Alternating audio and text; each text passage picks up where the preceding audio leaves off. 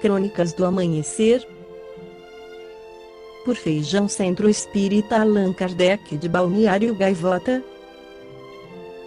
22 de outubro de 2019. Katy Holmes e Jamie Foxx terminam relacionamento de 6 anos, diz imprensa. O relacionamento de Katy Holmes e Jamie Foxx chegou ao fim depois de 6 anos, segundo a imprensa internacional. Segundo uma fonte próxima ao casal, os atores não estão juntos há meses e não se veem desde maio desse ano. A notícia veio logo depois que Jamie Foxx foi flagrado saindo de uma boate de mãos dadas com a cantora Sadie Vavi em West Hollywood, nos Estados Unidos. A última vez que o casal foi visto junto foi durante o Met Gala 2019, em que posaram para cliques como um casal, oficialmente. Linha do tempo: o relacionamento entre Katy e Jamie começou em 2013. Na época, ambos os atores não assumiram publicamente o relacionamento devido a uma das cláusulas do término do relacionamento entre a atriz e seu ex-marido, Tom Cruise, com quem teve uma filha, Suri Cruise, de 13 anos. Rumores indicam que regras impostas por Cruise impediam a atriz de assumir outro relacionamento público nos 5 anos seguintes ao término com o astro de Top Gun. Comprovando que então era só teoria, foi só em 2017 que Katy e Jamie apareceram juntos pela primeira vez, quando foram fotografados de mãos dadas em uma praia em Malibu, nos Estados Unidos. No livro Sexo e Consciência de Divaldo Pereira Franco, organizado por Luiz Fernando Lopes, ele afirma: se eu identifico, por exemplo, que uma pessoa da minha convivência é alguém a quem provavelmente estou vinculado por um débito espiritual que necessita de regularização, irei trabalhar o meu consciente para conseguir visualizar virtudes naquele indivíduo a quem antipatizo e que está em meu caminho por uma razão plausível. Com esta medida eu poderei superar a eminiscência amarga. Em sentido contrário, se esta pessoa me inspira paixão afetiva, uma profunda atração sexual, eu deverei meditar sobre o significado de um sentimento tão intenso e conduzi-lo da melhor forma.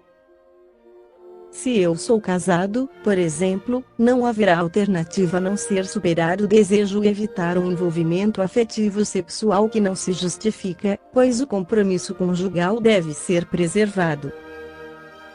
Até porque, essa paixão que irrompe, voluptuosa e febril, com o passar do tempo será completamente dissipada. E depois? Como ficaremos? Se cedermos aos caprichos do ego, colheremos as consequências inevitáveis da irresponsabilidade. Muitas vezes a atração é difícil de ser trabalhada, uma vez que se trata de uma pessoa que ressurge do nosso passado e mobiliza os nossos sentimentos mais profundos. Quando olhamos alguém e nos desequilibramos emocionalmente, significa que estamos diante de um vínculo anterior. Entretanto, trata-se de um vínculo negativo, que precisamos manejar para torná-lo edificante, do contrário repetiremos a experiência na qual naufragamos, transformando a oportunidade de reabilitação em uma trama ainda mais infeliz. Em um veículo da imprensa escrita eu tive ocasião de ler uma matéria que ilustrava as consequências da imprevidência no plano afetivo. Um homem cometeu um duplo homicídio e foi levado a julgamento numa pequena cidade norte-americana. Depois de todos os trâmites judiciais da acusação e da defesa, no momento de ser anunciada a sentença, ele foi convidado pelo juiz a ficar de pé. De semblante amargurado, ele atendeu à solicitação do representante da lei. E o juiz lhe perguntou: você matou sua mulher porque ela estava com outro, não é verdade? Sim, senhor, meritíssimo. Mas eu não consigo entender a sua atitude. Afinal, a sua mulher era uma adúltera pública. Ela o traiu com todos os seus amigos da cidade. Todo mundo comentava a vida desregrada que ela levava. Você sabia disso? Sabia, meritíssimo. E não se importava? Não. Porque a minha esposa possuía problemas psicológicos. Ela necessitava de um parceiro novo periodicamente. Mas ela me amava. Por isso eu não me importava com as traições sucessivas. Então por que você a matou somente agora que ela estava com esse novo amante? Porque esse era diferente. Os outros eram apenas aventuras para satisfazer a sua volúpia incontrolável de uma pessoa com enferma, como já disse. Mas com este último amante não era uma experiência fortuita. A este ela realmente amava. Então eu tive que matar os dois, pois ele era um competidor. Eu não poderia suportar que ela se relacionasse com alguém que constituísse uma ameaça aos meus sentimentos. Notemos como é profunda e complexa a alma humana e como é difícil de ser interpretada em poucas palavras. No caso em análise existia um triângulo amoroso que nasceu em priscas eras e que resultou em tragédia e por ausência de maturidade dos envolvidos. No entanto, o desfecho poderia ter sido diferente se eles utilizassem as ferramentas do autoconhecimento e da educação moral. É muito elevado o grau de comprometimento que o indivíduo adquire quando produz um triângulo amoroso, pois isto implica em responsabilidade pelo desrespeito ao seu parceiro. Vivemos em uma sociedade muito permissiva, mas pelo menos é uma sociedade onde existem instrumentos legais para termos uma vida conjugal digna. Se eu tenho um relacionamento afetivo e concluo que ele não mais me satisfaz, disponho de meios legais para interromper este laço e procurar outra pessoa.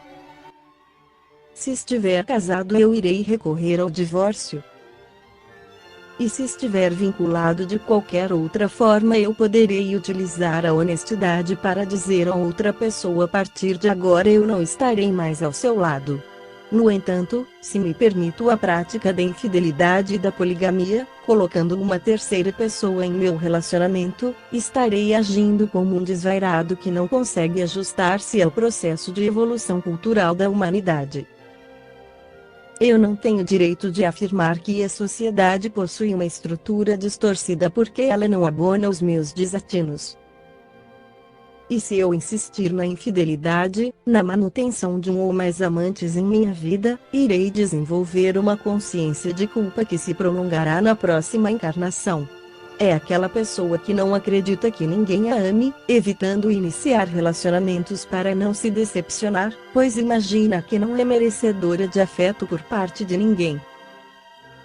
Por isso prefere viver de forma solitária, engolfada em seus receios e inquietações, uma vez que a consciência de culpa encontra-se esculpida em seu mundo íntimo. O prazer extraconjugal é uma fuga lamentável adotada por alguns indivíduos que não têm coragem de enfrentar suas dificuldades no relacionamento afetivo. Quando uma pessoa se entrega a uma aventura sexual como essa, os resultados quase sempre são desastrosos, caso não renuncie rapidamente à insensatez. Não apenas se contamina com vibrações e companhias espirituais inferiores, como pode alterar a saúde espiritual do seu companheiro. Às vezes o infrator dos códigos da vida encontra-se tão impregnado de energias deletérias que acaba por encharcar o parceiro, se ele não estiver defendido pelas energias da oração e de conduta equilibrada. Esta foi a crônica do amanhecer de 22 de outubro de 2019. Por Feijão Centro Espírita Allan Kardec de Balneário Gaivota. Que a paz esteja com todos.